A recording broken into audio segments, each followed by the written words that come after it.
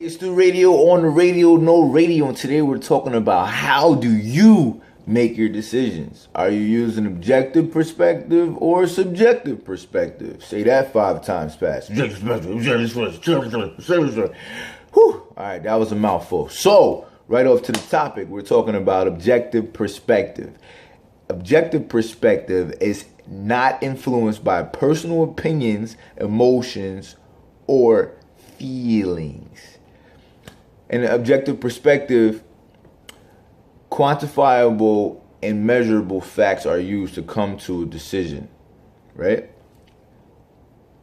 Vice versa, you have subjective perspective, which is influenced by personal feelings, opinions, and emotions. Also aesthetics, which is basically appreciation of beauty. So let me give you guys an example here. So in your life, I made this video to challenge, how are you making decisions? Most people, right? Most people make decisions based on how they feel, right? You could disagree, and they think they use objective perspective, but are you truly using an objective perspective, or are you relying more on your feelings, right?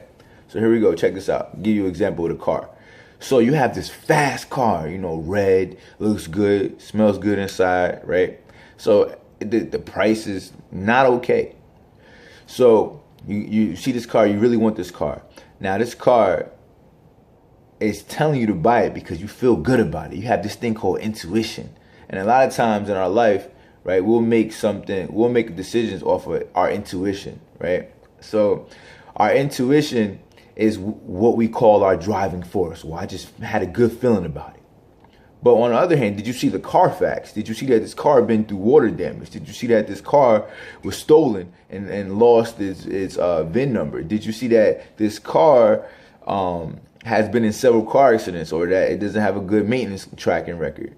Did you see all that? Did you get a chance to see the Carfax? Because the Carfax is the quantifiable, measurable facts to an extent of what the car, of the value of the true car. But what you're seeing and how you feel about the value is based on what you see. So what you see is what you get if you're relying on your intuition. You don't know anything about that. And that's how most people in our society, for the most part, have been coming to making decisions based on doing things how they feel.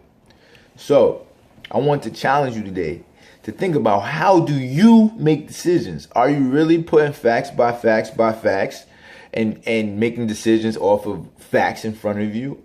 Or are you more relying on your intuition of how you feel? Now, you're probably not going to understand this, but because we feel a certain way, we wake up feeling different all the time.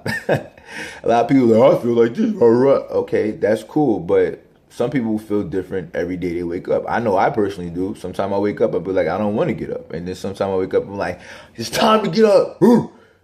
So I definitely feel different all the time.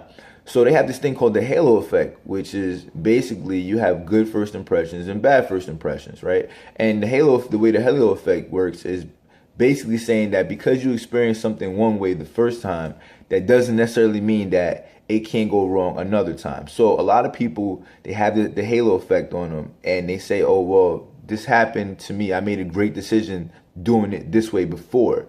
Just because you made a great decision that way and created a great impression on you doesn't necessarily mean it'll work like that all the time. It is things that can go wrong in the future, possibly from just you having that same feeling. Likewise, if you had a bad feeling, that doesn't mean that bad feeling is going to be the outcome of every new decision you make. And that's pretty much how that works on that side. So this has been Stu Radio on the radio. I'm daring you to think right now.